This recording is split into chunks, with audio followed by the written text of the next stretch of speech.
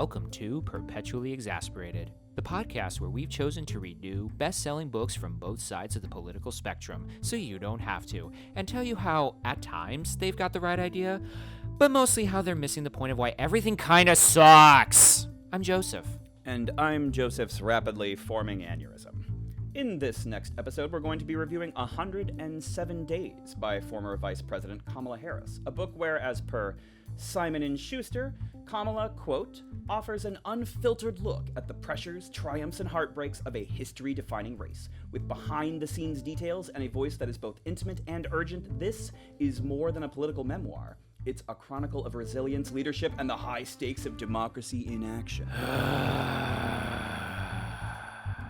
So, let's see how this keeps us perpetually exasperated, and why you should be as well.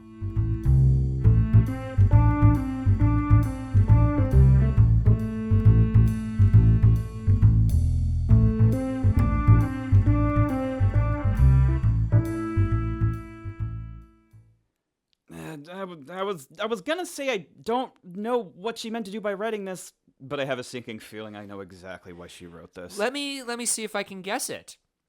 Give me another chance, everyone. Uh-huh. I know the last 2 times I ran for president didn't go well. Like, really not well at all. But I promise that the 3rd time is, in fact, the charm. Yeah? Ding! Does that sound like it? Yes, it does. Because this, to me, sounded like a revving up for yet another Harris campaign in the very near future, and it was honestly very tiresome to listen to. There were moments through the book where it sounded like rather than reliving the campaign she was running, she was rebooting it.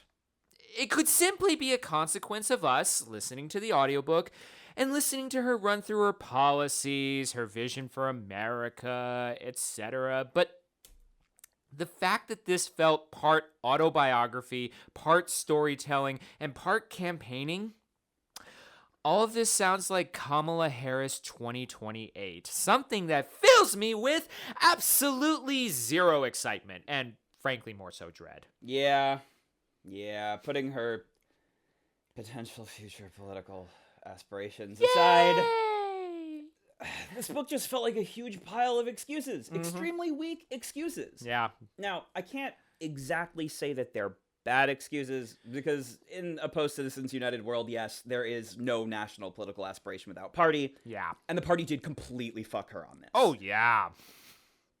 But I think it may have been more of a revelation if Tapper hadn't already written his book. Thanks, Jake. So it still just feels like her going, I tried, God, leave me alone.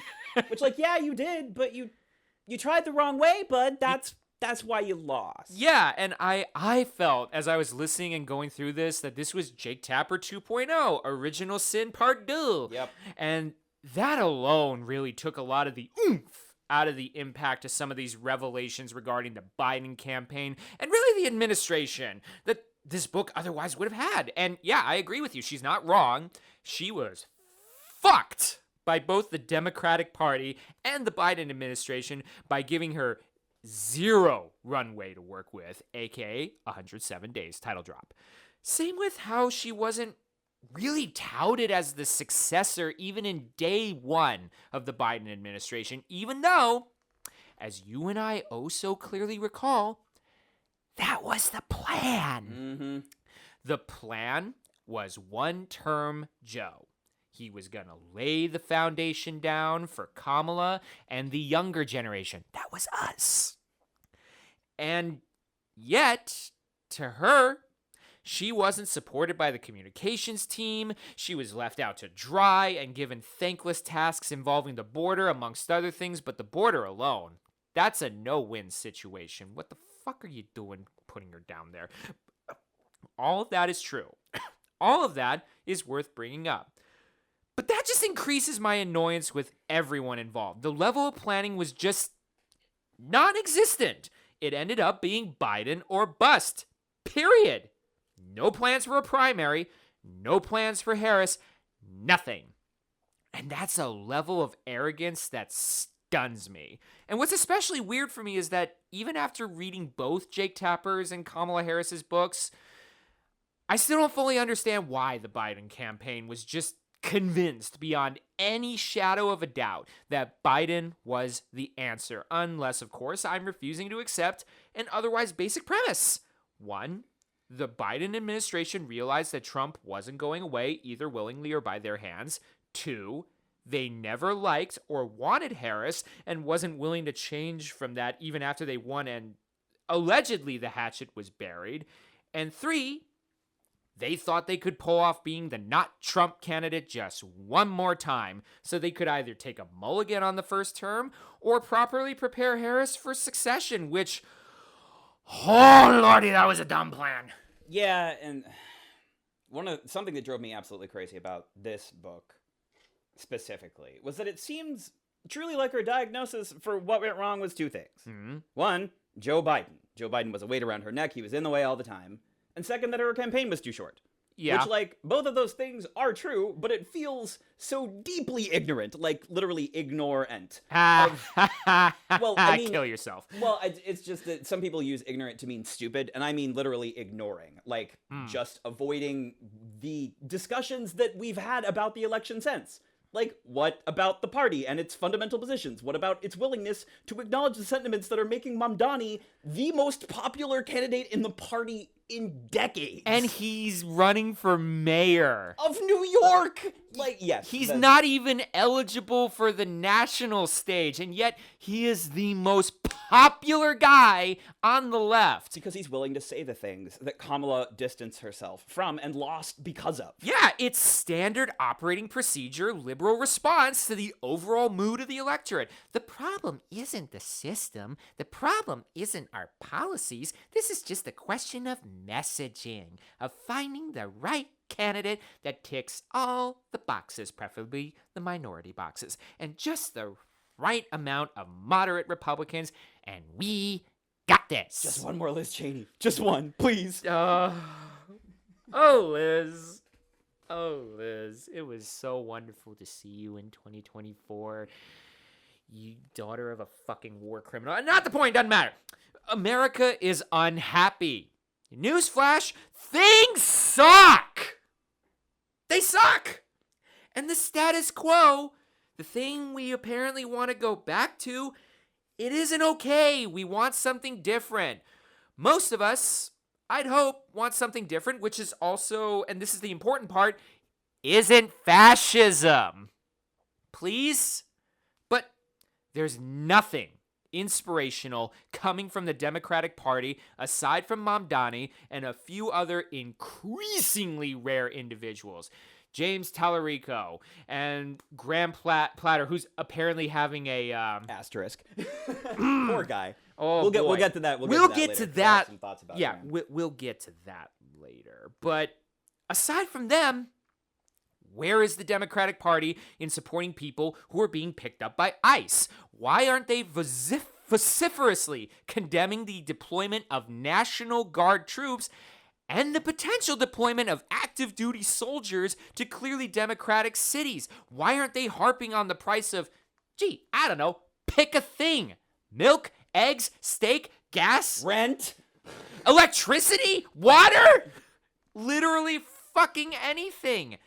The only thing they are doing right so far, as of the time of recording of October 27th in the year of our Lord 2025, is not bending regarding the government shutdown in an attempt to keep our healthcare at least slightly safe so far. And even then, where are the messages to make that healthcare more robust, better, such as, I don't know, single payer option, for instance? Yeah, or just being more intentional and more clear about, because as much as I hate to give him credit, the Trump prescriptions thing that he has going, that's a good idea. It's not a bad idea at all. The bad idea is calling it Trump something because he's not going to be president forever. And really? According to Steve Bannon, you were wrong about that. Correct. According to Steve Bannon, he is going to be Trump's right hand. Steve Bannon is a delusional wet rat. We know that. Many years ago, he was drowned in a bucket of other drowning rats and became one. That is how Steve Bannon occurred. It is actually, yeah, that's canon. More to the point, Steve Bannon is a person who says things that are unlikely in order to gauge how likely they are. Yeah. He is somebody. Now, granted, that doesn't mean that we shouldn't pay attention, but my point is, it's not a bad idea. But why is that not part of what the Democrats are talking about? Why aren't they talking about being like, okay, this is a good idea, we're giving him credit for this, let's codify it, let's fund it better, and also let's restore some of the Obamacare subsidies? Because they have to be anti-Trump. Correct, because they're not good politicians. They're not good politicians. They have to be anti. They can't be pro. Because the party the party system in general is fucking up. Yeah, the party system in general is just fucking stupid binary bullshit. Yep. And, like, there's nothing inspirational coming from the opposition. Not a single goddamn thing. And it doesn't fill me with hope that they're going to help us find a way out of this fucking mess. At best, we're going to have Biden 2.0. Make America normal again. Mana. I hate Mana so much. I made it a jingle just for you. So much. And I mean, like, granted, Kamala has never been the left flank of the party. Like, no. Of course, the center of the party is going to center. Of course not. But I worry that this just means that she's going to run herself as an even more center-right candidate than last time in 2028, pulling the entire field right again. Even more? Like, honestly, if the Republicans didn't basically do such shitty scorched earth politics and call everybody on the other side demons, terrorists, and whatever else they could think communists. Of, she could probably run as a fucking centrist Republican at this point. Yes. I imagine a fair number of conservatives are very tired of the, like, Trump authoritarian wing of the party and would just like to have a regular McCain-style conservative back in office. You know, you'd hope that. I'm not so sure. There's a remarkable level of loyalty within conservatives, and this is despite how authoritarian and, let's just be objectively honest here, embarrassing Trump has been. True. But also, the Fox News environment is too strong to really pierce that veil. And aside from him, who else is there? Are you the guy that you're talking about, the McCain-style Republican? That's Marco Rubio. Oh, Christ. Yes! Yes! Fuck, you're right. And he's just this... He's a wet rag! Yeah, he's this sad, dickless little sycophant that has no politics of his own anymore because he does... Well, we'll actually round back to that. Sure. Because I do have some thoughts about Marco. But sure. Point taken, you're 100% right about that wing of the party has been basically castrated. Yeah, like, we have... J.D. Vance, we have... Castrated. Marco Rubio. Castrated. We have, who the fuck else? DeSantis. Oh, I forgot about Meatball Ron. Yeah! Castrated. Yeah! Who the fuck else is there? Fuck, literally nobody, you're right. Yeah. Yeah, that... Jesus Christ. Yeah, their situation is worse than even the Democrats, because who the fuck else... Not the point, doesn't matter. We'll get into that later. But going back to your main point, yes, you're absolutely right.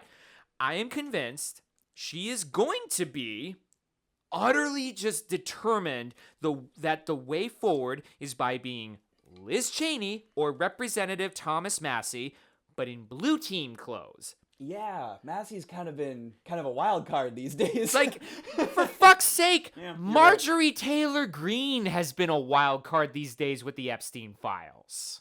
We'll round back to Marge. She's actually not as surprising to me the way that she's acting as other people. I think just because of her funding sources, but we'll get back to Marge. We'll get back to that. But regardless, Kamala, is not going to be the only one to basically be a centrist Republican. Do you remember our good friend? Our best buddy in the whole wide world, fearless leader, Gavin. Yeah, that's true. Gavin is not a fucking leftist. Nowhere close. No, absolutely not. He is on film deconstructing homeless encampments with his own hands. Yeah, and he's anti-trans, yep. And he is in the pocket of the big corporate donors. Yep.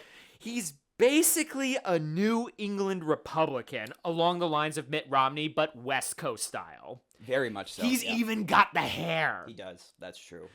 Jesus Christ, he is Mitt Romney with a D. And yet, just this morning, I saw a Los Angeles Times article, front page, talking about how Harris and Newsom are essentially gearing up for 2028 runs, and they're basically the front runners. Fuck me. Harris, Newsom, Pritzker as a field might be what makes me stop voting Democrat. Yeah, because That's so bad. because bringing up Pritzker, granted, Pritzker's so fun. He is so much fun, but he's also a fucking mob boss. Yeah, and he's another. I mean, he's just as much of a sign of the party as Gavin is. Yeah, and the dude is a literal fucking billionaire. Yeah, I mean, he's not a mob boss in the sense that the mob that he controls is legally sanctioned, so far as I know. Running a company in modern America, look at Trump. You can do some pretty mob bossy things. Oh yeah, every day. And who else is there? Gretchen Whitmer? We haven't heard anything. Who? Yeah, Yeah. Aside from them, who else? There's Daddy Bernie, who said some really stupid shit about the border recently with the immigrants and stuff. Which, that happens, and the man is in his 80s. I get that he's been very consistent about it, but not the time, Daddy. Yeah, and the other options are either people who are way too inexperienced, like AOC. Yeah, God bless her, AOC. You're trying, but stay in Congress, girl. Stay in Congress. Yeah, I mean, try the Senate. If you can get Chuck out of office, that would be really fucking impressive. I don't know. I don't know either. Politics are going to generalize well to the Senate, but I think she should try. No, she should absolutely try. Because at least she'll pull Chuck to the left. Yeah, and Tallarico is going for Senate at some point, and good for him. God bless him. But he's not ready for president. No, hell no, absolutely not. Nope. They would eat him the fuck alive. And aside from them, who else is there? Yeah, this is kind of the thing I'm worried about with Trump. I mean, besides all the authoritarianism, but I mean, in the sense of his future impact on the political landscape. Even when he's gone, he has shifted the Overton window so severely far to the right that there is no organized left in the U.S. anymore. Nope. You just got feckless centrists and unapologetic fascists. Yeah. That's it. Yeah. It's now okay to identify yourself as a person who does not resolve dispute in democratic debate. Totally fine. To identify your political position as terrorism. Normal. It is infuriating enough without considering that, honestly, the Democrats did just as much to disable the left flank in the post-civil rights era as the Republicans did. And this, to me, is the truly disturbing part of the Mono Party. Like you said, the Overton window has ended. Whatever is left of the left. Lol. Jail. Pun jail forever. But what are we doing right now? We're just yapping stuff that some guy named Carl would like and be supportive of in general into the void. This is extremist now. Yikes. For fuck's sake, they have a bill that's been sitting in the House, I think, since January that would give the president and the cabinet so much power to go after Antifa, and they haven't moved on that yet. Yeah, Antifa. What the fuck is that? Just people we don't like. Yeah, people we don't like. This is outside us. We are outside the normal spectrum of American politics right now. It's McCarthy era 2.0. This is true MAGA right here, where everything and anything even remotely left-wing is demonized as anti-American commie bullshit, even though the Soviet Union is dead and buried. God, rest in peace. Yeah. And we're not even hating on China because they're left-wing. When's the last time you heard somebody call China communist? Yeah, sure, that's true. We don't give a shit. They're not really the communist enemy anymore. But even though they are communist and they do hate us. They're communist and they hate us, but we don't care that they're communist.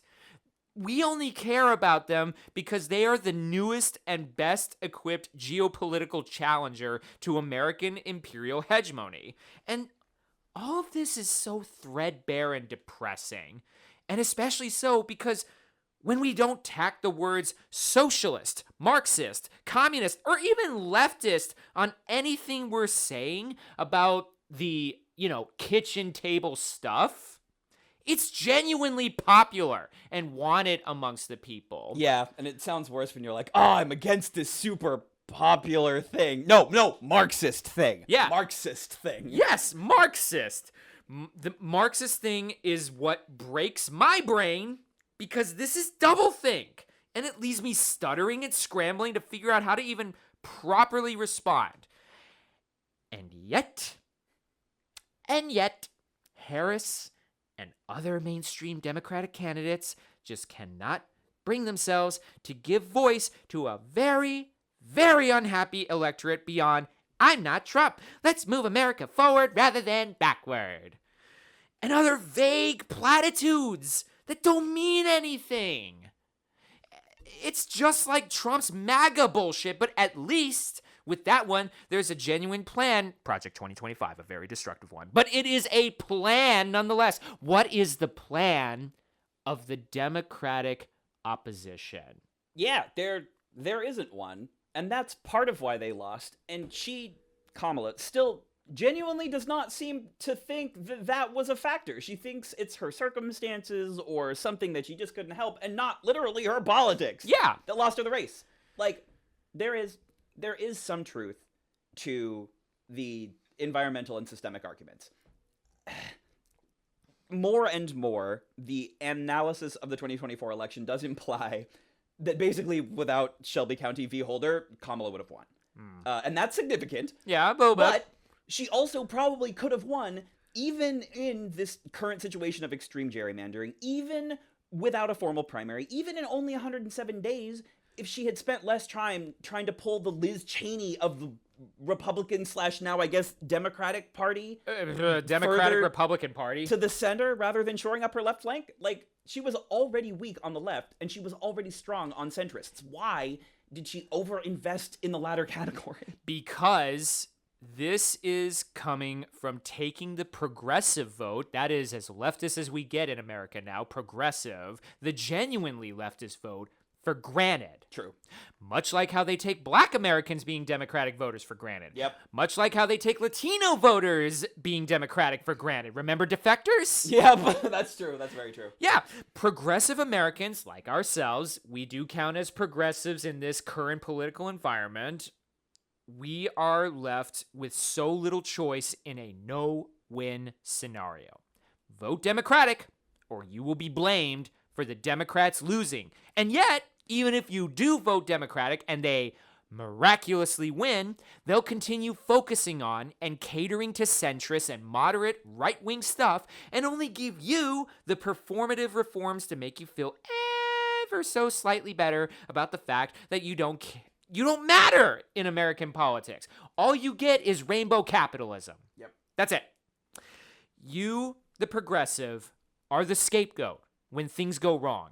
But when things go well, you are ignored and cast aside. And when you want to keep pushing, you're pushed further to the side. And yet, when election time comes and you start pointing out, for instance, that there's a goddamn genocide being committed by an entity that, let's not fucking kid ourselves here, has an extremely scary amount of leeway and influence over the foreign policy of the, allegedly, greatest country in the world. You are told, so you'd rather Donald Trump win. Mm-hmm. Did that trigger you a little bit? No, I'm not triggered. You're triggered. Because she said that, essentially, in a rally where supporters of Palestine were protesting and trying to get her to stop supporting Israel. And she should know better because she had just recently met with the genocider-in-chief, Benjamin Netanyahu, who basically told her to go fuck herself. Yep. And yet, you know what? I was told also by so many Democratic voters, when I pointed out that we can't have it both ways anymore, I'd rather have Donald Trump win, apparently. It's responses like that which leave me feeling out of touch with the rest of society, and at the very least, with the Democratic Party, because they are just committed to this idea of having it both ways, of saying we support Israel's right to defend itself, and also we need to support the Palestinians, and we're not going to go into the history prior to October 7th, by the way. Yeah, or ideally just anything after it either. Yeah, we're not going to worry about that. It's just October 7th. October 7th. That's it. October 7th happened in a vacuum. Groundhog Day, but worse. Oh, God. Yeah, I mean, I would be less worried if this book felt like just her talking about, it's a bummer that I lost, but whoever runs next, you should know this stuff. But it seems like a representation of the direction of the party in general, being truly dedicated to missing the point and just choosing positions further right than the electorate actually is. Yeah. It feels, honestly, like these idiots are just getting their polling data from social media without considering, maybe, that all of them are A, owned by billionaires, and B, plagued by the bots and spies of foreign adversaries. Where's my bag? I need to get my tinfoil out because, okay, given the state of social media, and let's be real, mainstream media, and how everything is owned by the billionaires or foreign adversaries, sometimes both at the same time, as we have learned in Owned. Hit like and subscribe, please. It makes me wonder, what exactly is real anymore? And now, I'm starting to wonder, probably like you, if the Democratic Party even knows what's real. How else do we explain the thinking with the 2024 campaign, from Biden to Harris and the choices they made every step of the way? It felt, to me anyway, at the time, and still today, completely divorced from reality. And I want to really get into this more later on, but this proposal has left me feeling like nobody really knows what's going on out there. For fuck's sake, we got alleged information that the President of the United States is being told a reality in Portland, Oregon, that doesn't exist. Yeah, not just by his cabinet, but apparently by the TV.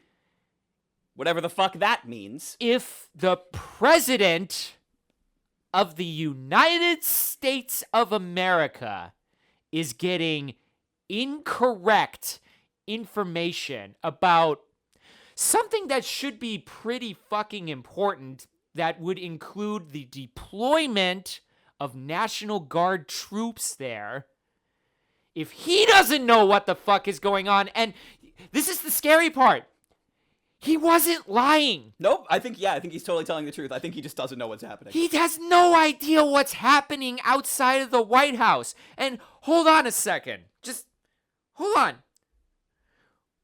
We've touched on this in the past. We hear about protests going on, but we don't see them extensively covered, or at least covered fairly. We hear about ICE raids, but how many do we actually hear about? What's the information that we are actually getting? And the information that we are getting, is it tailored for our tastes? Like a social media feed? Or tailored against them because rage is the number one emotion when trying to gauge engagement on social media, designed specifically to scare and infuriate you? Yeah. And that's the citizenry. Mm-hmm. What about our leaders? We know they watch the same stuff. We know this administration is online. But this is what's breaking my brain right now. This administration theoretically has more access to information than anybody else on the goddamn planet. And if they're getting the same bullshit we're getting, exactly how much of reality do we, from the most insignificant nobody, that's me by the way, to the most powerful person in the world are we getting?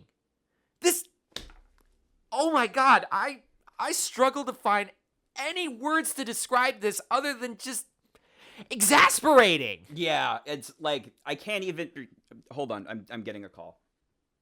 Yep. We're live. Yeah, hold on. 1 second. Oh, no, you're totally right. Yeah, okay.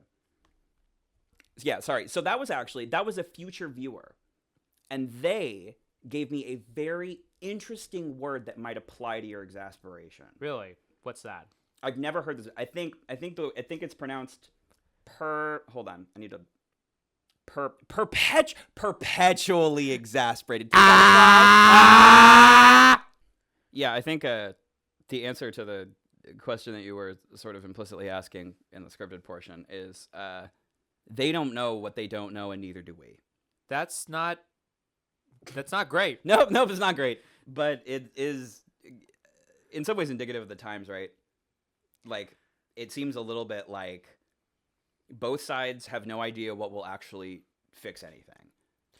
But then it's like, they're supposed to have more access to more data than we could ever hope to achieve on our little boxes of internet and whatnot. Like, we hope. One would hope. They have access to experts. They have Well, that I would say that the current administration very much does not have access Okay, to. fine. Yes. Granted. All right. Granted. This current administration is, how do I put this delicately? Dumb as hell. Sure, that works. But then we have the other side, the Democrats, the ones that we are trying so hard to find any reason whatsoever to support. It's getting harder with every single fucking day. Yeah, I mean, they're clearly depending on the force motivating to vote for them being, we're not the other guy. Okay. Yeah, that didn't work last time. No, it didn't, and I don't imagine it's going to work this time. Also didn't work in 2016, by the way, so this wasn't a one-off. Nope, it really... The one-off was 2020. Yes. And it took a literal fucking pandemic. Well, it just took, like, something that would boost turnout, but... like, that's ultimately what a little bit frustrates me about the entirety of American politics, is that if one party predictably gets an advantage by more people voting, that party is better. Yeah. By just in a basic, this is how democracy is supposed to function. Yeah, that's kind of the basic idea. One party gets more support than the other party, therefore that party wins and gets to do the party things. Exactly. And like I don't love bipartisan politics, but I could see bipartisan politics making sense if it was always that there were two parties competing for the most voters in a system that was dedicated to the most people voting. But it's not. It's one party that wants more people to vote and to win more of those votes. And one party that does not expect to win more of those votes, and so wants the people who won't vote for them not to vote. And that in many ways, I see the monoparty outline. This is the one way in which I just have never been able to be like, both of these are a problem. Because only one of these approaches is valid to be in democracy. Yeah. Is if you can't, with your politics, get more votes when more people vote, your politics should change. One would think. In their case, the politics do change, but their politics change in a way where it's like, oh, the wrong people are voting. And that's not democracy. No, that's not democracy at all. And so this is what's really making it really hard for me to understand the thought process of the Democratic elite, where it's like your policies, the lukewarm milquetoast policies, are nonetheless in theory popular. The whole thing with education, healthcare, taxing wealthy people, all that stuff, that's popular. And yet you're not really running on that anymore. Not really. Nope. What are they even running on now? I don't know. This is a really good question, because the Democrats, the only people who are campaigning are people who are not really that well established yet. Yeah, these are the outsiders. We're talking about Mamdani, who is campaigning for free busing, for better. Yeah, but I mean, can we really call Mamdani's campaign the Democrats, like, he's running as a Democrat because between Democrat and Republican, he's closer, but so his campaign bears no resemblance to Kamala's platform in 2024 whatsoever. No, the closest thing. I think it actually goes beyond Bernie's daddy's campaign. Yeah, absolutely. And it was inspired by his, and I imagine meant to push the ball a little bit forward based on his understanding of what politics of people our age are about. Yeah, and then you got James Tallarico, who probably articulates it best, where it's like it's not left right, it's up down. Yes. Going very explicitly class warfare here. Yeah, which is not something the Dems do. And yet he's also coming at this from a preacher's standpoint. Right, yeah. Which is brilliant. Yeah, especially in America.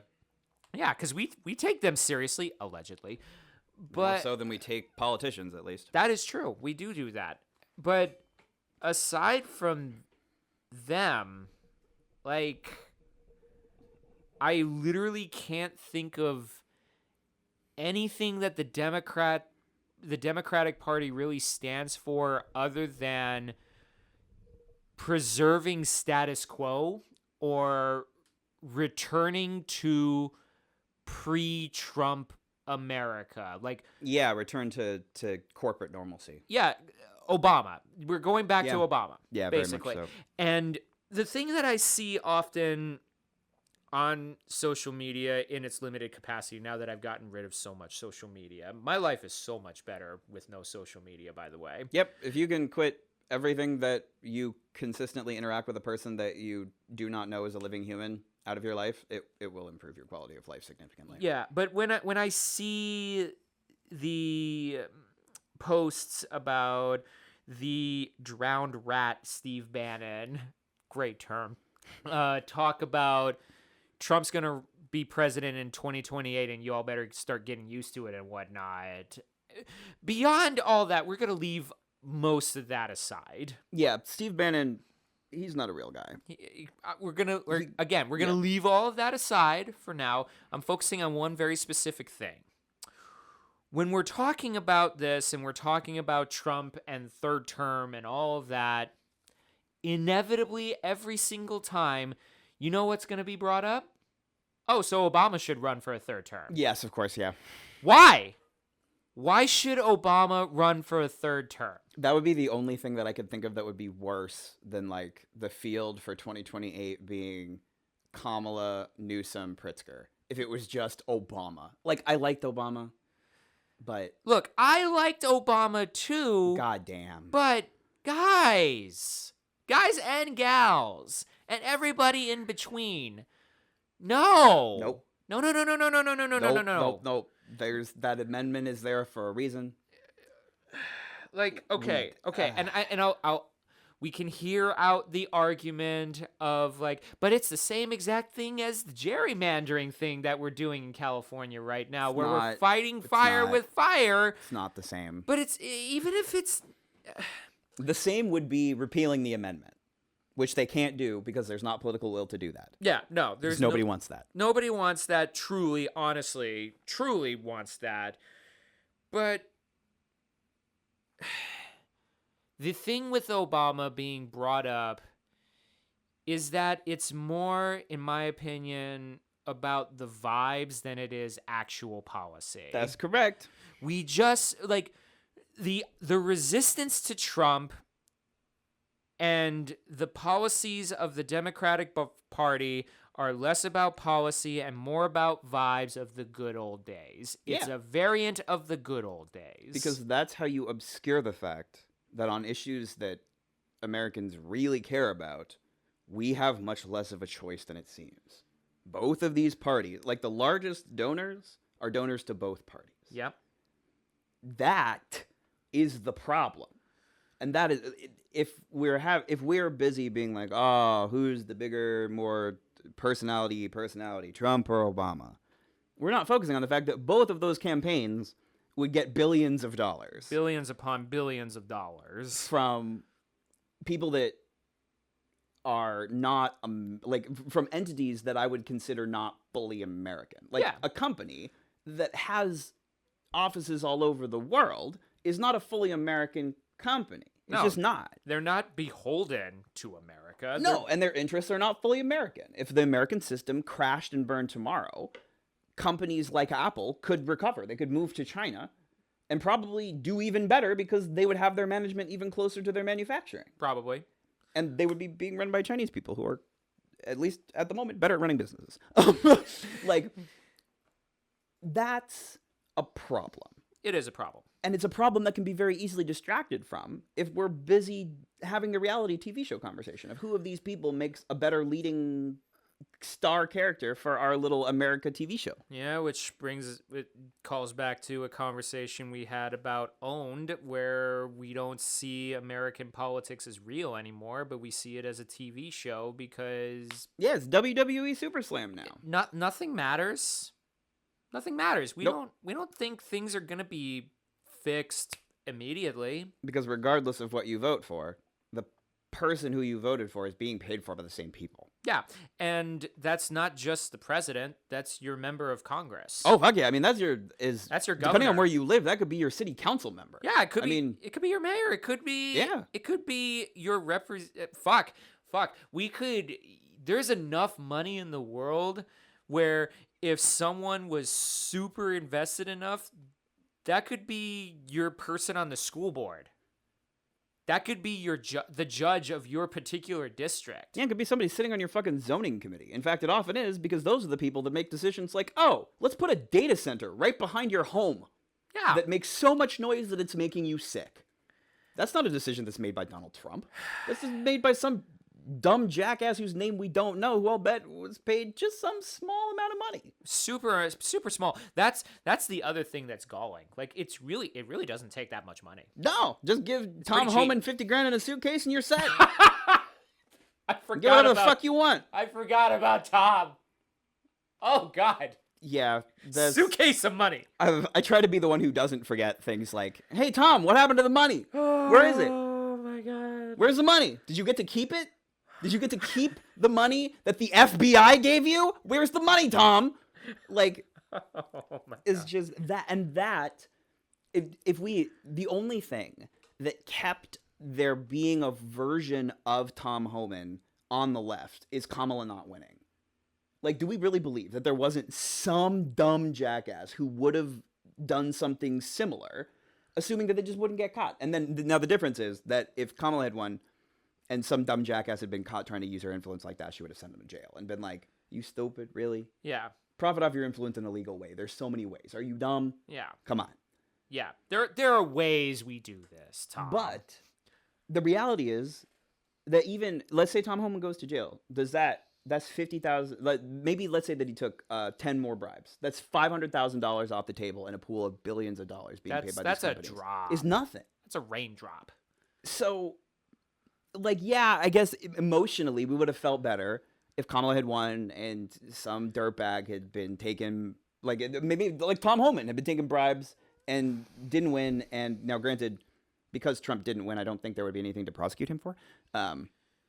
Actually, no. No, I think conspiracy charges work this way on purpose. That if you conspire to do something, even if it doesn't happen, you're still guilty. Like if you plan to murder somebody and then it doesn't work out, that's still illegal. But I think But it wouldn't change anything. Yeah, but it wouldn't change anything. He wouldn't. First of all, even if Kamala won, he wouldn't go to jail because he would spend the rest of his life fighting this in court because he is really good at that. Yeah, and He would never go to jail. And he would have the backing of the establishment on the other side to prove that they could protect him even against valid lawfare. And yes, we would probably not be living in fear of ICE literally abducting all of our loved ones. That is a big thing. I will give you that. That's a big thing. But things wouldn't really be much better. No, and a lot of stuff like a rote continuation of the Biden order or a slight improvement on it in the Kamala age would still be creating the pressures that ultimately allowed a person who is doing what he's doing to do what he's doing now. Donald Trump is capable of doing what he's doing. He still has buy-in from the people that voted for him.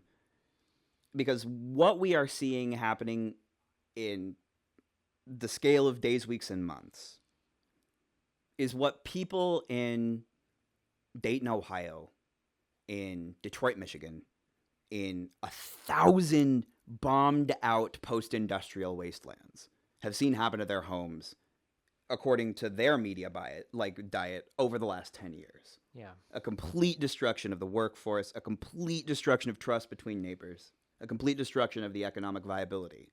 It's just happening faster here because they're doing it to us, but they feel comfortable with this being done to people because it's been done to them.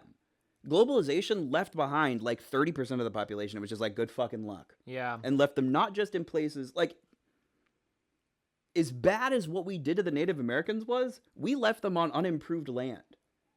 People in America now in the post-industrial wasteland are being left in places polluted with arsenic, polluted with PFAS, polluted in ways that will make it impossible for them to ever not just grow, but get water, even potentially ever economically get resources out there because of the geography. Yeah. That's not like, when I ask myself, how can somebody see, like, granted, it's part of it that just a lot of the images coming out of cities aren't being broadcast to these places. Yeah. But there are people that are seeing these images and are okay with them. And that just happened. and that's made me reflect on what we were talking about with empathy in the last episode, and realizing that even if we displayed for the very first time actual empathy towards these folk who did like genuinely vote for this, that's not going to change their minds. Nope. That's the, like, if I think that I'm going to be able to change any of MAGA's minds, I'm wrong. Yeah, you I'm wrong. can change their minds, but not on the axes that we're used to changing minds. Yeah, I can't be just nice to them. I can't be empathetic towards them and say like, oh no, I get it, we were wrong, because they're gonna keep hurting. They're gonna keep hurting, and they're gonna keep hurting us because they are hurting. Yes. And it doesn't matter anymore. Like, too much has been done. Correct. The only advantage is that because nobody, like, the Republicans don't have a solution. There's not a real solution behind that. Yeah. And the two approaches between the Republicans and Democrats, the Democrats are just like, we don't know, we're not going to do anything. Yeah. And the Republicans are like, we don't know, we're just going to do crazy shit. Yeah. But that crazy shit's still going to hurt people. Yeah, but it's likely to hurt people way faster. Yeah. So that is the one advantage we have, is we can be like, you know what, you're right, we fucked up, but is what's happening now, is that really helping you? Yeah. When is it going to help you? When is it, like, how many immigrants are we going to have to deport before it helps you? But what if we run out of immigrants? We're going to start having to deport citizens? Why wouldn't we deport you? You're suffering. And we started by deporting suffering people first. Why wouldn't we deport you? Like, literally. Why do you think you're safe from that? They'll be like, oh, I'm an American, I'll whatever. And then prove to them that that is not a safety. Because the government has been, like, they're running over people that they don't have sympathy for now, but that's not going to keep being true. The economics of this are going to force them to start cutting into their communities, too. They have to. Yeah. But I think also that the people that we need to talk to are the ones that are hurting the most, and that's the people who are being, we have to find some solidarity with the people who are being hurt by ICE right now. They're the ones Oh, yes, absolutely. more than anybody else. And there will be a lot of people who, like, I think there's a larger cohort in MAGA than we think that are okay with this because of what they're being told it will precipitate. That are like, you know what? I really hate seeing this. This is really hurting my heart. But I cannot afford groceries for my kids. And a big part of this platform is that these people are taking benefits and money away from citizens. That was how they campaigned for mass deportation. It's not just mass deportation for funsies. It's mass deportation because the narrative is that these people are putting the social system, like the social support system, under stress. Obviously, that's not true. Right, but that's not something that can be disproven instantaneously. no, a lie is going to make its way all the way around the world before the truth can even get its shoes on. Yes, and that is one of those negatives that's unbelievably hard to prove until you start trying it. And that's part of the way that this trick works so well, is that people were willing to listen to the Democrats in the sense of hearing, let's try everything else first. Let's try everything else we have the political will to do first. But the reality is we did not have the political will for broad-based amnesty. That didn't exist. Yeah. And we tried everything else. So the people that have been saying probably since 2000, what we need to try is get rid of these fucking people, eventually won because the people making better arguments tried to make better arguments and failed. I think there's a lot of people who, if they can be made to understand that this is not going to make the problems that they have better, in fact, going to make them worse, will not be for this. Because they're like, yes, there's always going to be Nazis. There's always going to be that 3% that are like, I want to see these people suffer because I fucking hate them. Yeah. But that's 3%. And a lot of those 3% get the political will to do what they're willing to do from a lot of people who are just lied to, or like, yeah, these people suffering means you're going to eventually be okay. But that's not true. Yeah. We know that's not true. We know that even if you live in fucking rural Idaho, the presence of an undocumented immigrant in a rural center working a job in a kitchen is either has no effect on you whatsoever, or is ever so slightly increasing your quality of life because it's dropping the prices of everything. Yeah. That's the reality, but that's a very complicated economic reality to understand. Yeah. Especially when you're getting all this misinformation about how these illegals are getting healthcare, these illegals are getting food stamps. And the reality is, yeah, there have been some undocumented immigrants that have gotten free healthcare from California. Yeah, and that but must be really infuriating when you live in Idaho.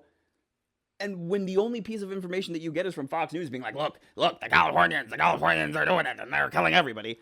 How the fuck do you get out of that? Without somebody from California coming and being like, dude, they're lying to you. Like, I think you're a person. Here's some information that you might actually be willing to take in. They're lying to you. Yeah, and why would they believe that random Californian, probably us, coming over there and saying, dude, they're lying to you. Here's For the same reason that they believe the Republicans. Because when you are living in a shack, in a place where you used to live in a house, but you can't afford that house anymore, and that house, like, you can't afford the house, but also nobody else lives in the house anymore either, and it's rotting. And you see every day on the news about how the president is building a ballroom funded by his corporate donors. At some point, anything becomes worth listening to.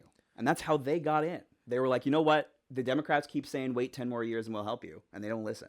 So the Republicans came in and said, you know what? We're going to do something. We're going to do something that's going to help you. And then they told them they were going to do something. And these people who don't know in a national setting what's going to help them are like, okay, you know what? Fine.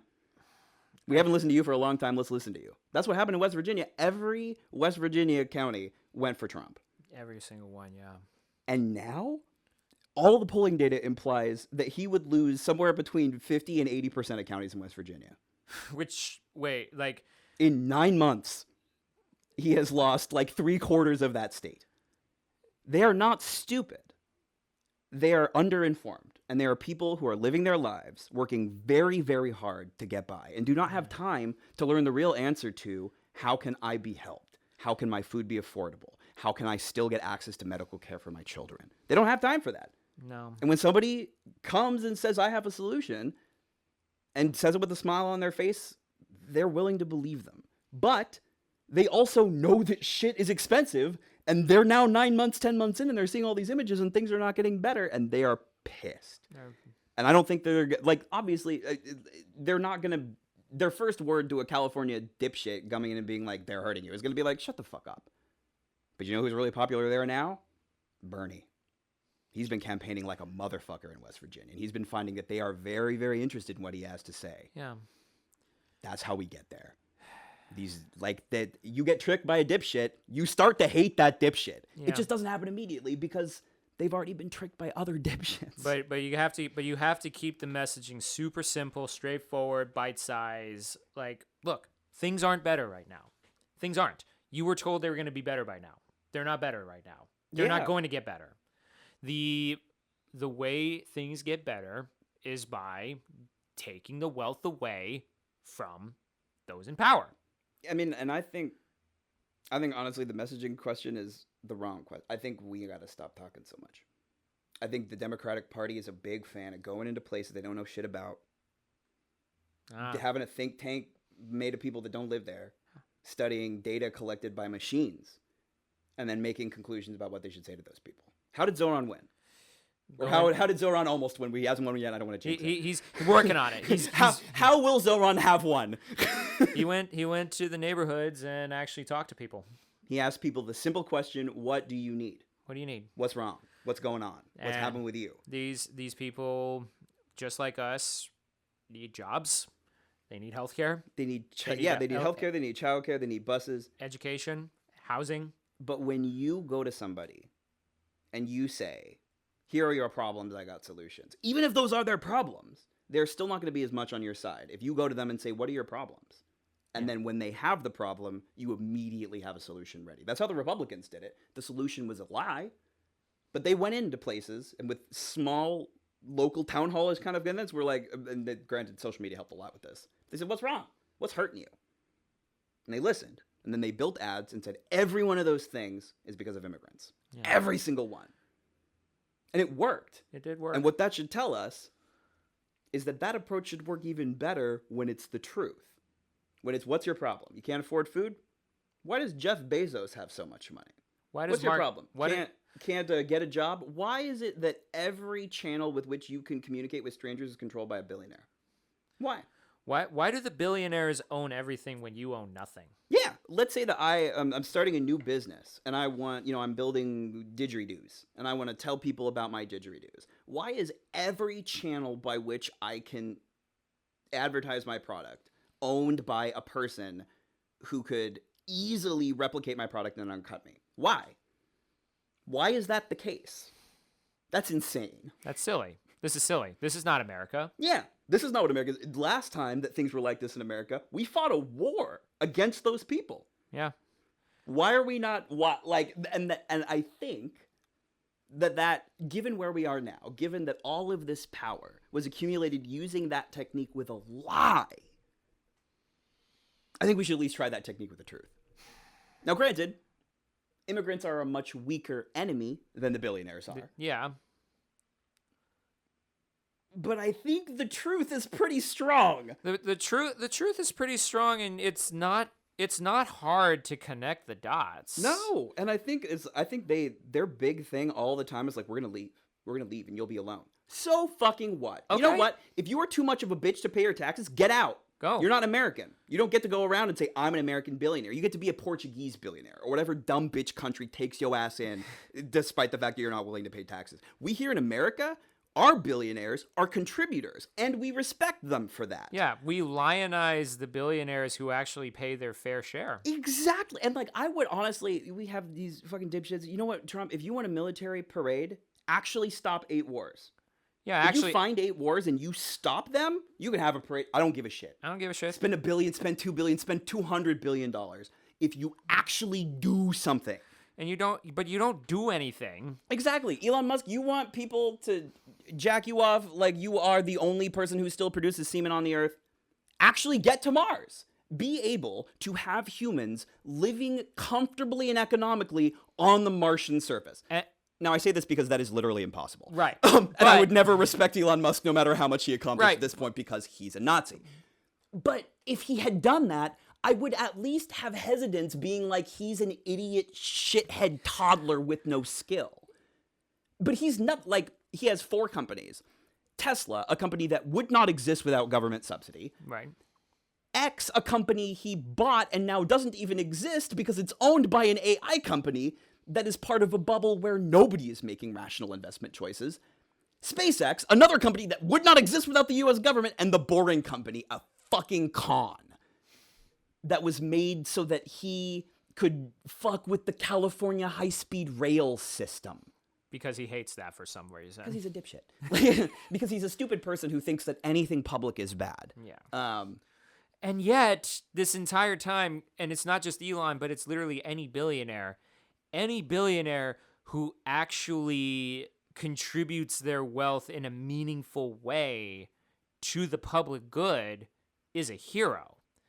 Up until recently, Bill Gates. Yeah, until that bitch started throwing money at the Trump administration and throwing a whole bunch of money into AI and destroying our economy. But up until then, he was considered the good one. Yeah, the Bill and Melinda Gates Foundation almost eradicated polio. For fuck's sake.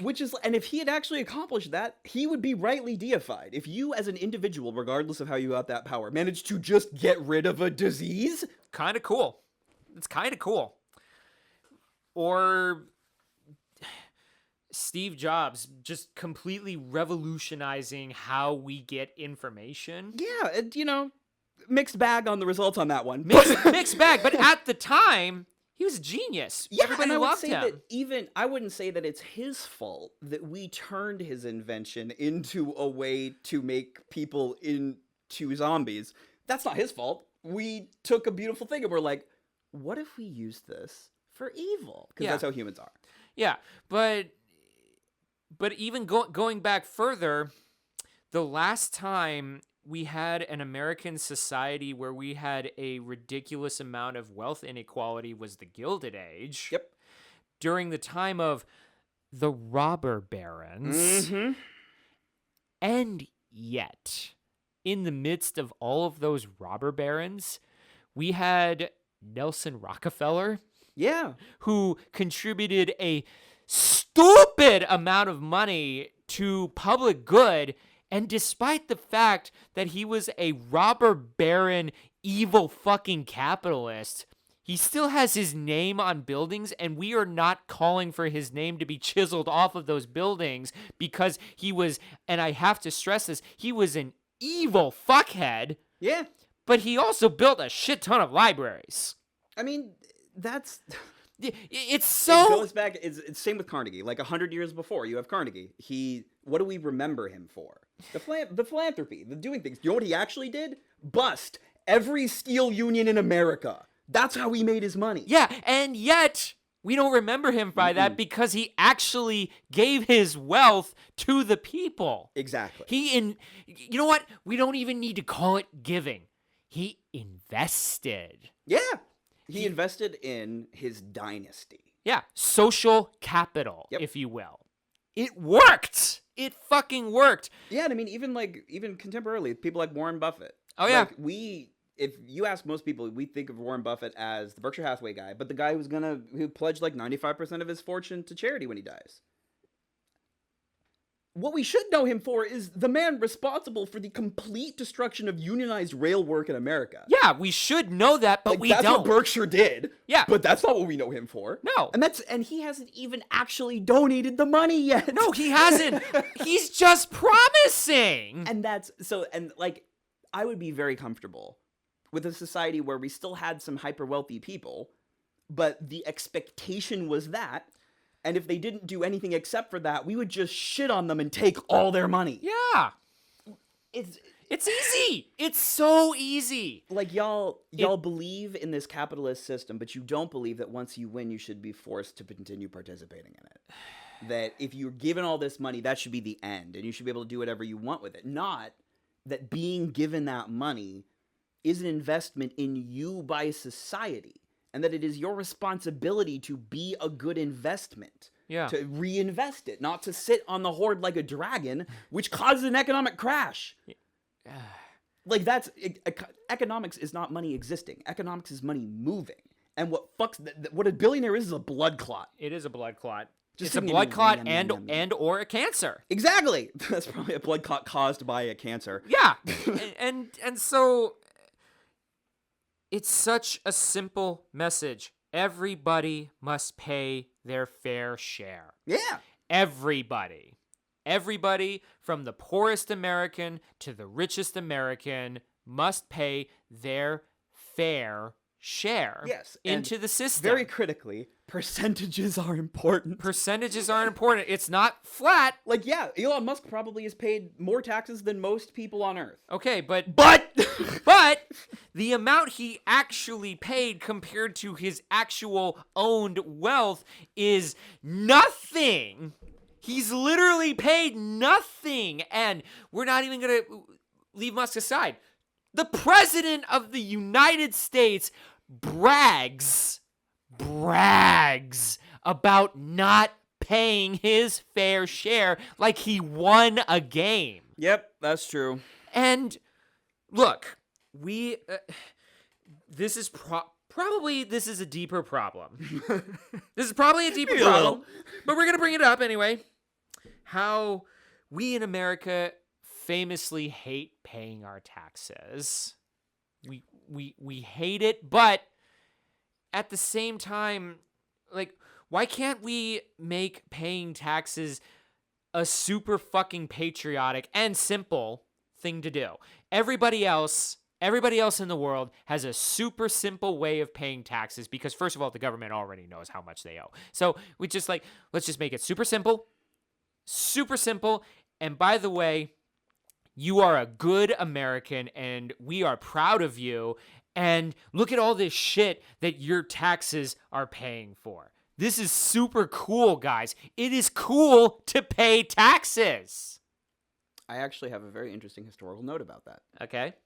So, taxes generally are a little trickier, but when people think of taxes in America, the tax that comes to mind generally is the income tax. Correct. Which is a recent invention, if I recall correctly. Recent-ish. It's from the Civil War. Mm.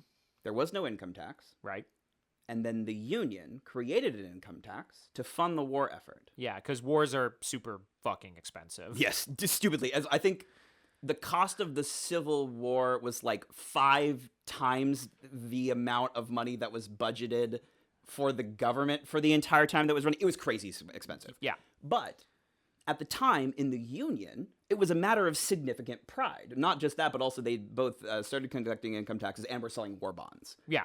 And both the ability to pay your taxes and pay a lot of taxes, and also the ability to contribute to the war effort through buying bonds was a matter of pride. Right. And then they won the war. They did. And all those people against whom they had levied the income tax to fight entered back into the electorate. And over time, just like they've influenced everything else, they influenced us against that thing that they see as instrumental in their downfall. It's the rise of the fucking Confederacy. Oh, they I hate said these they'd guys. rise again, and they have. That's what this is. That is why when people are complaining about the ballroom online, the motherfuckers respond with the statues.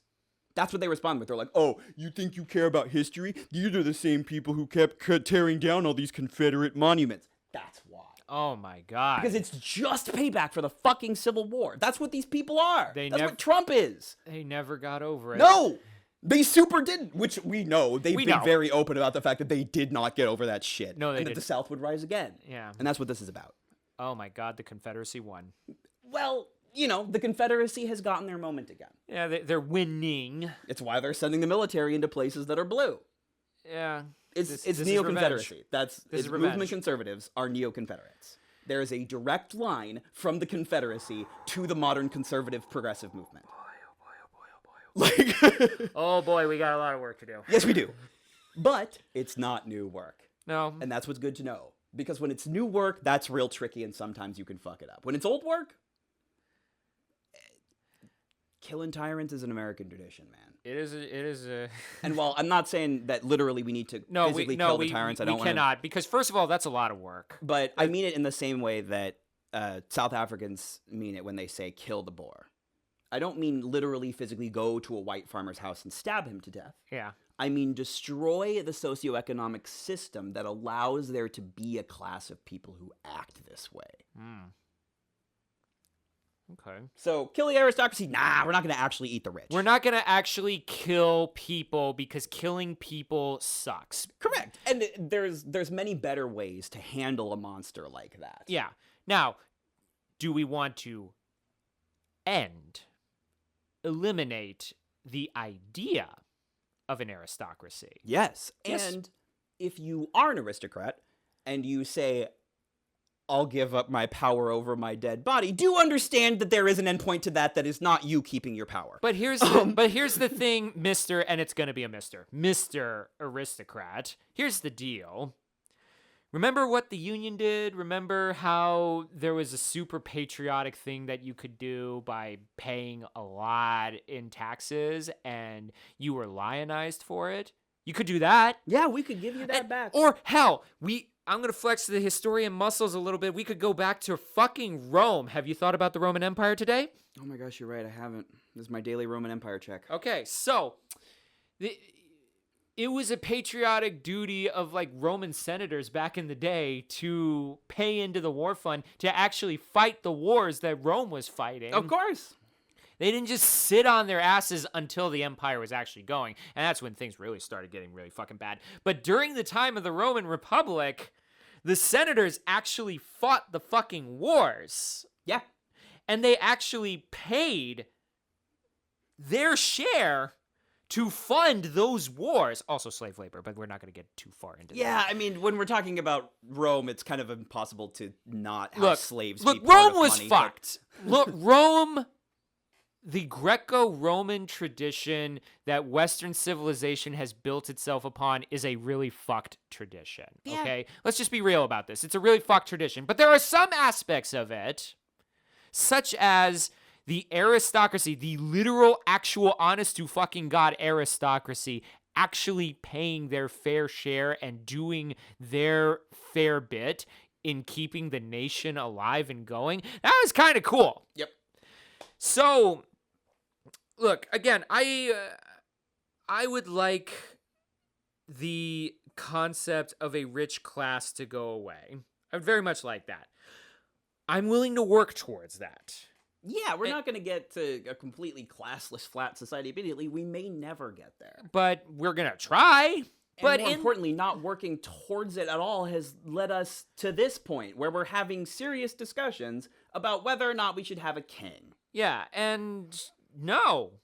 You know why? Because kingdoms don't last. Yeah, because kings aren't that smart. Kings really are not that smart. We do know about the smart kings. Those guys, usually guys, some gals, are cool, but a vast majority of the kings are dipshits that nobody fucking liked. And like even smart kings have limitations to their abilities because they are kings. This is what ultimately killed the Roman Empire.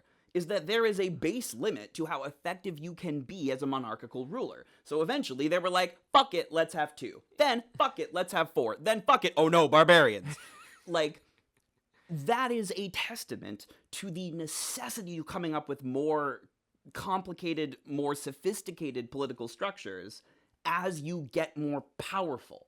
We don't not need a king because a king will be mean, or a king will be powerful, or a king will be strong. We don't need a king because a king is a medieval way of governing. It's inefficient. Yeah, well, and it's like, I would say that if America has ever been great, and it is arguable that we have been great, at least in the great power sense, it was because of our political system's ability to aggregate collective intelligence over large populations. That is what makes every government succeed or fail, is its ability to use the collective intelligence of its people to max effect without ending up with contradiction, to leverage itself against other places also competing for the same resources. That is why we beat the British, not because we were more morally right, because there was more ability for intelligent people to use that intelligence to achieve the goals of the whole. Yeah, and speaking of the British, I recently came across an episode. It's a couple of episodes. Historia Civilis, I believe. It's the one that has the colored squares representing all of the people. Oh yeah. And the current series is on the early 19th century, in the immediate wake of the Napoleonic Wars, and don't know if you all know about this. It's history stuff. History can be boring unless it's taught the proper way, which is storytelling. Yeah. The time after Napoleon was a little bit tumultuous because there was a lot of nationalism and there was a lot of republicanism, small r republicanism, by the way. Yeah. And there were a couple of revolutions that happened. Just a few. Just a few, you know. There was a big one in 1848, for instance, that just hit the entire continent of Europe. But there were 2 examples of all of this happening that I want to super very briefly focus on. The first one was France. France, immediately after the Napoleonic Wars, brought back its Bourbon monarchs, a king. And those Bourbon monarchs started to roll back a lot of those reforms that were brought about. People got mad. The king said, I don't care. Fuck your shit. Fuck your shit. Then the July Revolution happened, and then a constitutional monarchy was brought about, and the more modern French state was truly born from that. And that was brought about by the conservatives and the royalists being simply unable or unwilling to accept the fact that reforms were needed. No, fuck you, we're going back to medieval times. And Would you describe it as, oh, wait, that's not pronounceable. M-E, make England great, mega? Oh, it is pronounceable! We're getting there. We're getting there. In this particular case, no, because make France great again. Oh, no. you're right. It's France. Mvka. France and England are basically the same place. It's like France and Ocean France. That is actually true. Not the point. Doesn't matter. We'll get into that. That maybe is another episode another time. But regardless, France in the 1830s went through this. The 1820s and the 1830s, they went through this where the conservatives and the ultra royalists were simply unable to accept reality, and they got the boot for it. Meanwhile, in Britain, Ocean France, the British were also going through something relatively similar where they were having quite a few riots and a couple of revolutions here and there, and they navigated it by actually implementing economic and political reforms, where they reformed their parliament so that they expanded the voting pool. They reformed the system where there weren't MPs being elected from a literal island of sheep. I forgot about that. You gotta love British politics. Love British politics. And they did this also with a king, but it was a king who was neutered by the Magna Carta and all the precedent that followed from that. But this was a responsive political system that navigated the tumultuous times that allowed England to be great for pretty much all of the 19th century going into the early 20th century. Great Britain was the power. Yep. Unquestioned. The power. And that is arguably part of why was their choice to handle that differently. Yeah. And so we here in America have a similar choice. We could go down the route of the French, where the French in power said, no, fuck you. We're in power. Fuck you. Who cares? And they lost. They straight up lost. And even though France did have an empire, they were always second fiddle at best. Yep, they were always selling it to fight the British, basically. They were selling it to fight the British, and then after that, the Germans, and boy, it did not go well with the Germans. Yeah. Did not go well at all. Or could go down the route of the British, where the British actually gave a shit about what their populace wanted, and those in power, even the conservative Tories at the time, listened to the populace, and they made the necessary reforms to make everybody happy. Yep. And through those reforms, we're able to essentially ride out this wave of revolutions that occurred in Europe. Because remember, in 1848, we saw this happen in Austria-Hungary. We saw this happen in Prussia and the German Confederation. We saw a little bit happen in France, by the way. The first communist state was in Paris. That's true. That's true. The Paris Commune was the OG. That was the OG Marxist state, everybody. And why was that? Because the French weren't responsive. The British were. And the British were the most stable country in the world. And they basically ruled the world. Rule Britannia, rule the waves. And arguably one of the most durable against communism. Yes. If you are a person who doesn't like communism, that the English model is the way to go. They're pretty much the only ones that totally dodged that bullet. This despite the fact that some guy named Fred wrote a book called The Condition of the Working Class in England. Mm-hmm. The OG, just the the OG tome of those dirty leftist Marxists.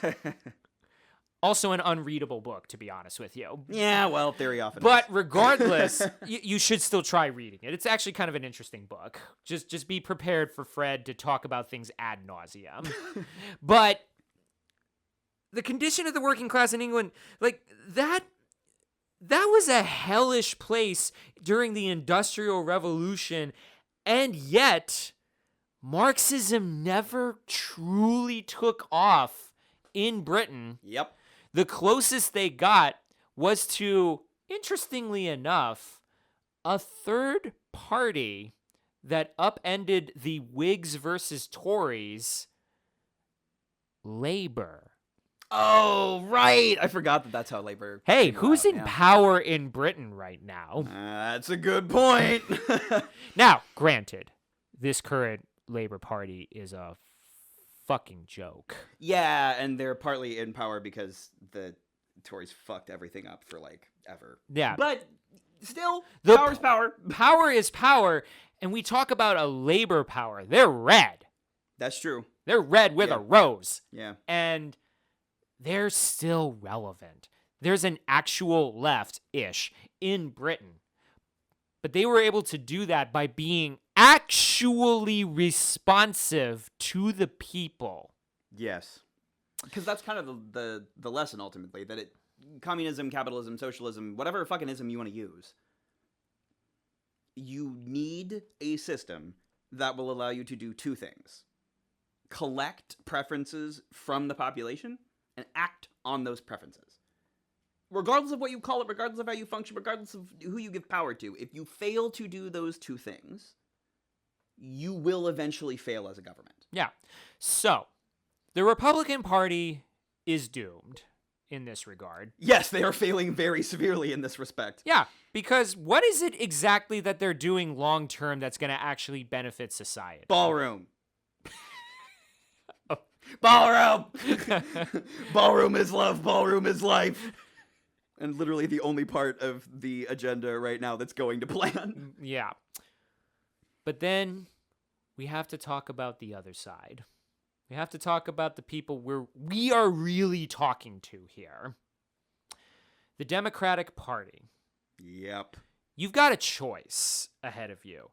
And you, Democratic voters, you've got a choice as well. You could continue down the current path where the policies are essentially not them. Yeah, that you're just running on your opponent being scary. And good vibes of going back. And again, it's like you're going forward, but at the same time, you're firmly focused on going back to pre-Trump times. Yeah, going forward, I don't know even really describes the Democrats anymore. Since Trump, it's much more been about staying still rather than going directly into hell. We have a Latin phrase for that, going back to the Roman Empire, which you are thinking about. At all times. At all times, 24/7. Look into my eyes, Marcus. The tits are temporary. The glory of Rome is eternal. Sorry, that was a tangent. I was waiting for a moment to do that. One of my favorite bits. I was waiting literal months for a moment to do that. Perfect. And I finally found my moment. This will be eternal. Anyway, not the point. Doesn't matter. So, the term is status quo. Oh, yes, yes. We can't do status quo anymore. Are you the Democratic Party? Are you the Democratic voters actually serious about moving forward? If so, take a lesson from history. Look to the early 1800s. Look to how politicians and businessmen and people in power responded to the people at the time. Yeah. How the aristocrats who did not end up getting their heads cut off managed to pull that off. in a era of a lot of aristocrats getting their heads cut off. Yeah. Do you want a revolution? Yes or no?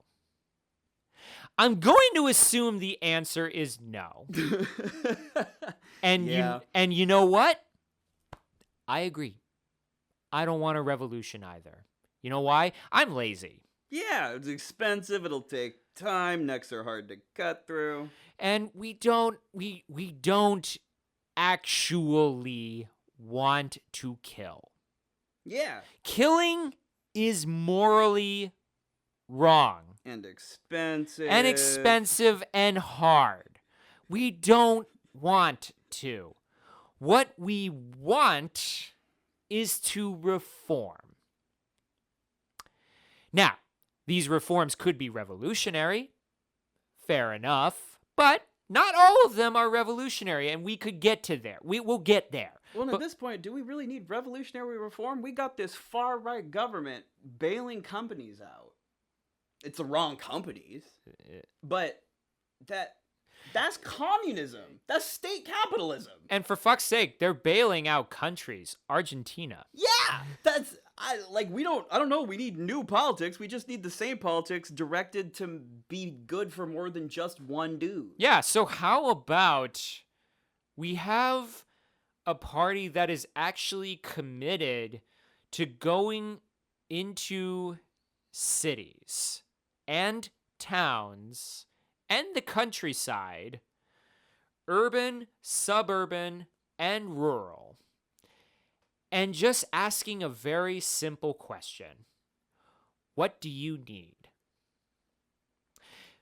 More often than not, it's probably going to be variants of better healthcare, better childcare, better education, better wages, better housing, better job opportunities, all of those things. Well, we can do that for you. How, you ask? It is not, in fact, booting out the immigrants. It's getting our fellow rich Americans to pay their fair share. Yep. Because that is patriotic as fuck. And we can and will build statues to the people who pay their fair share. Yeah, put your name on buildings and all sorts of stuff. Hey, I've got an idea. What if we had in every single town and every single city all of these monuments to the American people, not just individuals, but the American people who pay their fair share? Having a big old monument with everyone's name on it who paid their taxes and paid them happily. Yeah, like a war memorial for people who didn't die. And hey, it could be a war. It could be a war against poverty. We've done that before. That's true. That's very true, actually. A war against this idea that we should be slaves. A war against this idea that there should be inequality. A war against this idea that we should be feckless. A war against this idea that we should be worthless. A war against this idea that we should be beholden to anyone.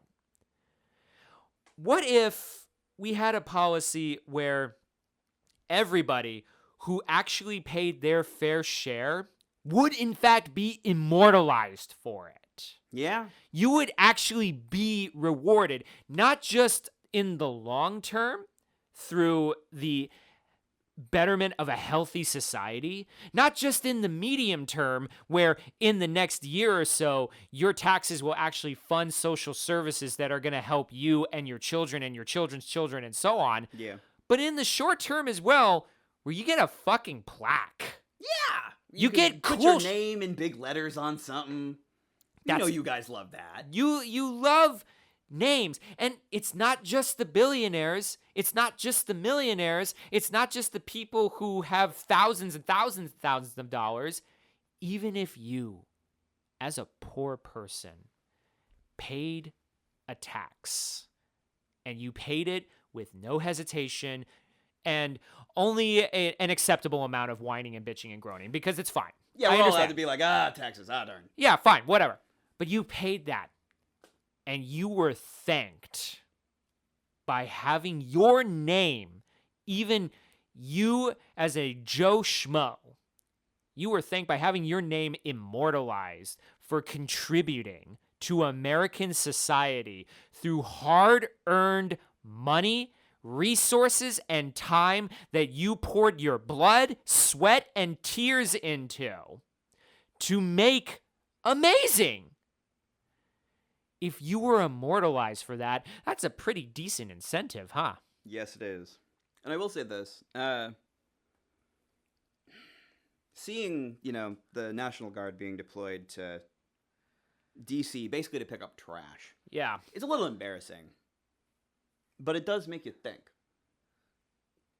Like, we could respond to this, the left could respond to what's happening now by basically making this a new normal.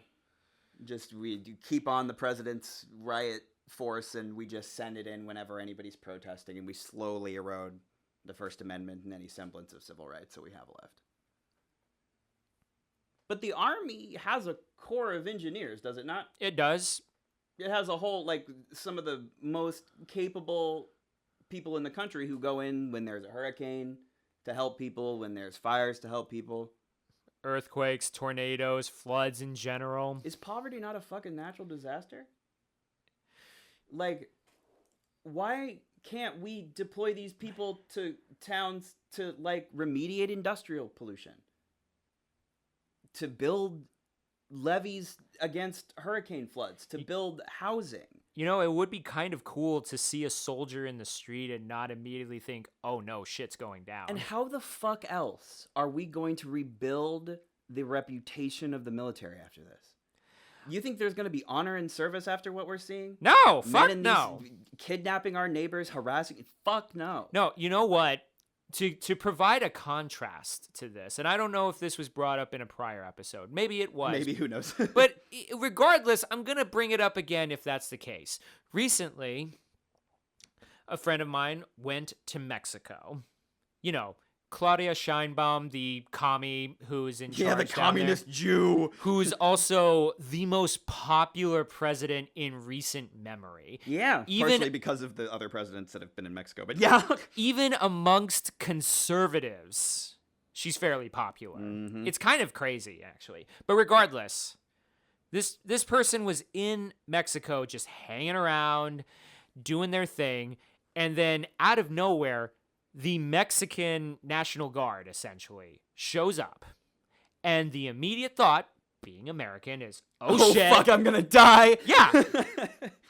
But as it turns out, this force of the Mexican National Guard is going around distributing cards and whatnot, basically saying, hey guys and gals, we are here to help. Oh, that's so cute. If you need us, you can call us at this number right here. And if you're having, say, domestic abuse problems, you can call this number here that makes it safer for you to call us, and we will be there to help out. But we, in the Mexican National Guard equivalent, are here to help you. Yep. And that's why she's popular. Yeah, because that's kind of cool, isn't it? Yeah, and it's...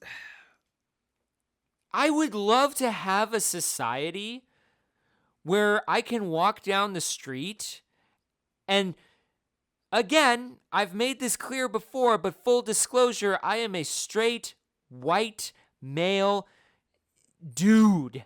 True. I am default America. Yes. And I walk down the street and I see a police officer and I am immediately in, oh God, why are they here? What's happening? Why are you here? What do you want? Who are you about to kill? Jesus Christ. Yeah. And there was a time, allegedly, I don't know if this was actually true, but we were taught growing up as children that if we were in trouble out there in public, who do we go to? Yeah, police officer. You go straight to the police officer. That's their job. Regardless if you're white, brown, or black, or anything in the spectrum. And the police officer is going to help you. Because the police officer is not there to shooty bang bang the guy. It's usually a guy. The police officer is there to serve the community. Yep. Not necessarily through law enforcement, but just pulling a cat out of the tree. That's not just a fireman's job. That's also the police officer's job. Yeah, or, just kind of sitting there with an old woman as she has a heart attack while the EMTs show up. The police do so much stuff. They're supposed to be our first line of defense against just weird stuff. Yeah. Not even evil or bad stuff, just like, oh man, something's happening and I don't totally know what's going on and I would like somebody who has a gun to go investigate that without getting killed, so I'm going to go call a cop. Yeah. That's not what they are anymore. That's not what they are anymore. They're essentially a private security force for the capitalists. Yes, they are a paramilitary force. Yes. And they have been for decades. Yep. Probably even longer. So, Democrats, here's a pitch for you. You don't even have to put the dirty words of socialism, Marxism, communism, leftism, and all, even progressivism and whatnot on there. Yeah, you can still pretend those are bad. You can still pretend those are bad. They're not. But you can pretend that those are evil, evil, evil words. Make a pitch to American society that the way forward is everybody pays their fair share. And mean it. Yep.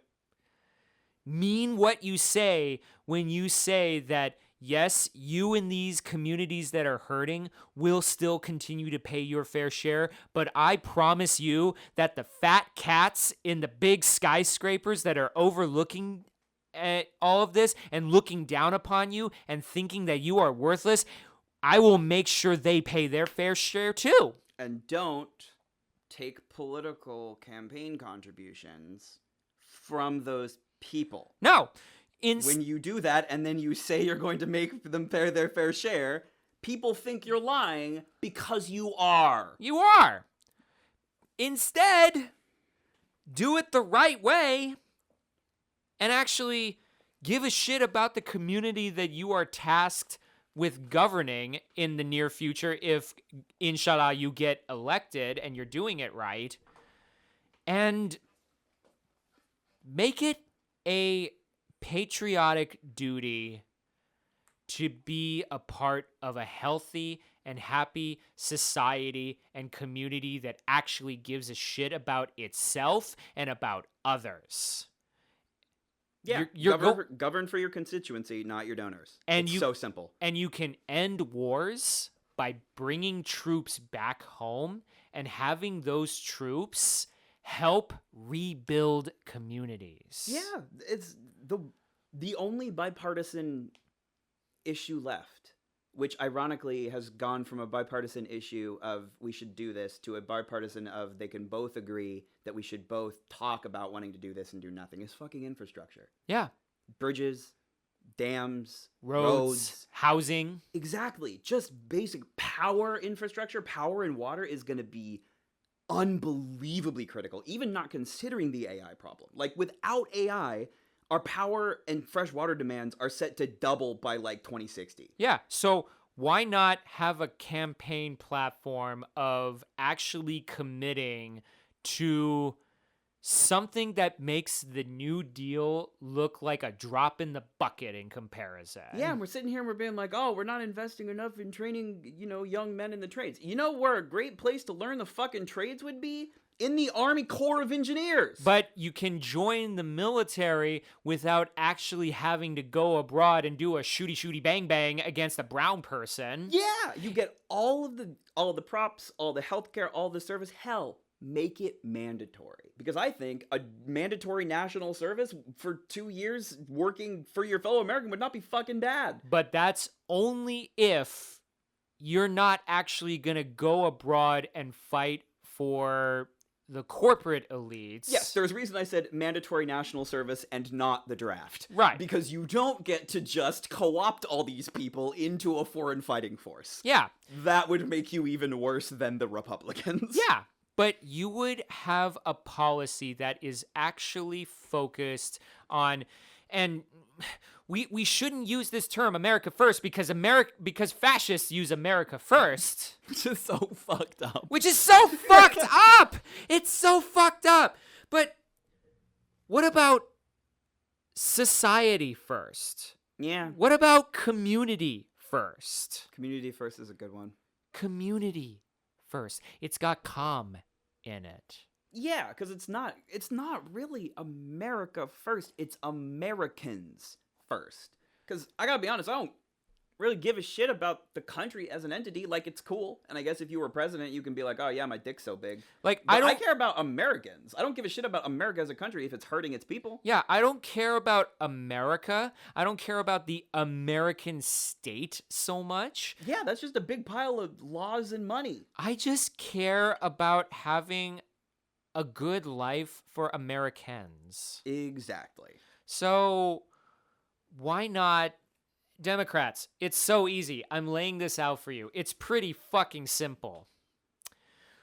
We are going to fight a war against bad infrastructure.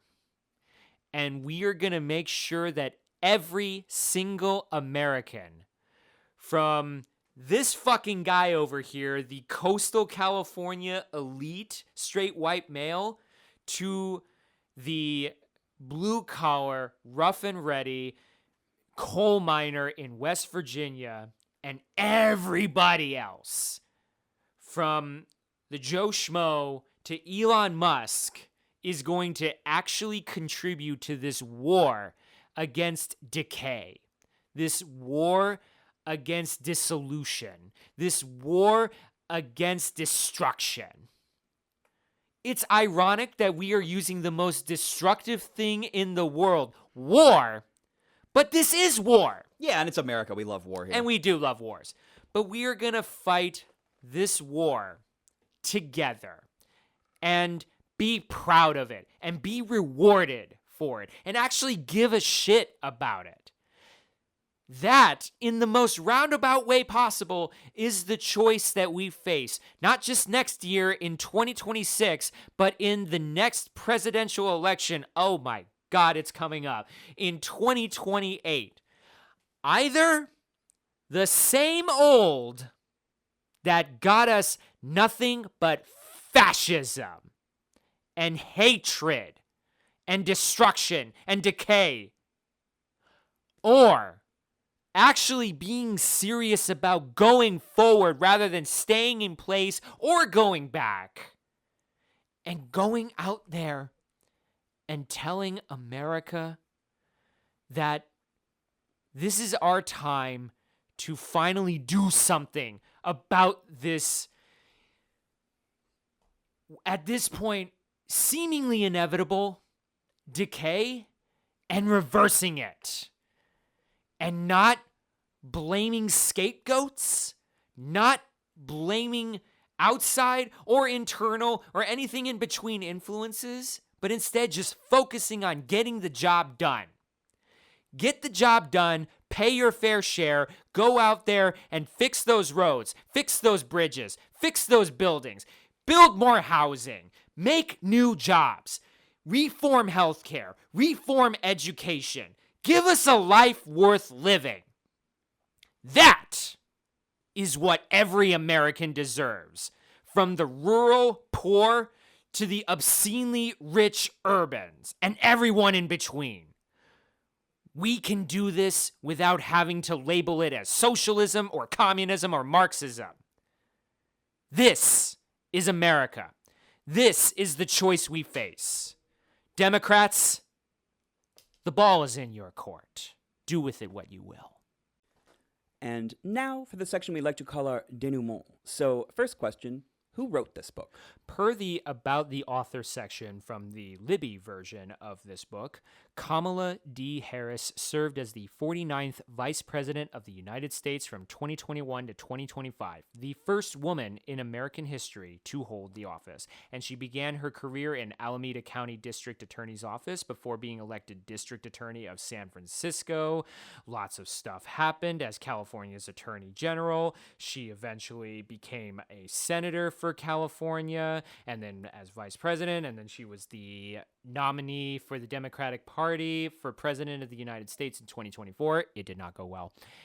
There's a lot of stuff here that's just basically fluffing her up, but basically she's had a fairly successful, all things considered, career as a politician, and it seems like with this book she's not done. Second question, why was this book written? It's essentially Kamala Harris saying, "It wasn't my fault, everyone.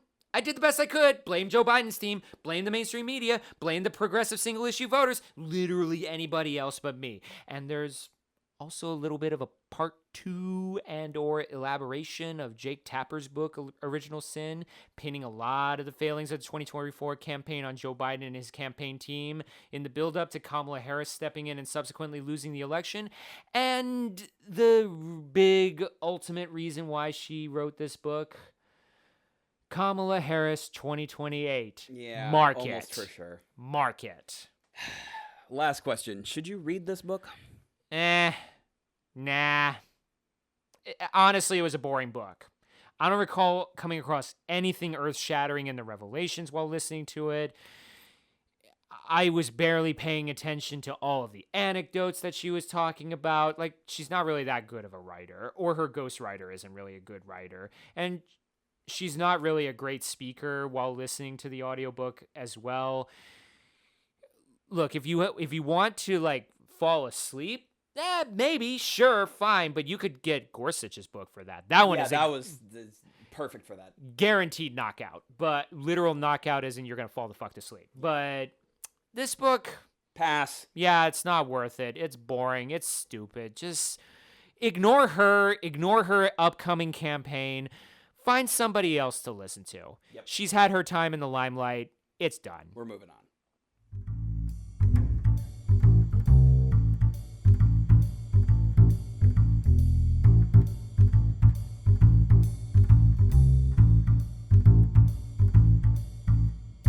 Thanks for joining us for this episode of Perpetually Exasperated. If today's conversation got you thinking a little bit deeper and a little more exasperated about everything, we want to hear from you.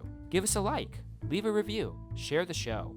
Please send your feedback, thoughts, or questions you'd like us to answer in your comments.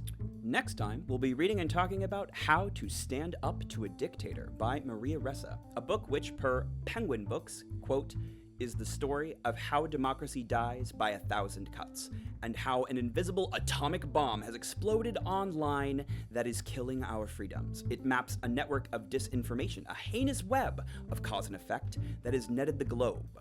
From Duterte's drug wars, to America's Capitol Hill, to Britain's Brexit, to Russian and Chinese cyber warfare, to Facebook and Silicon Valley, to our own clicks and our own votes. Until then, be critical, be skeptical, and remember, it's okay to be exasperated and to think outside the binary political spectrum presented to us. Stay safe, friends.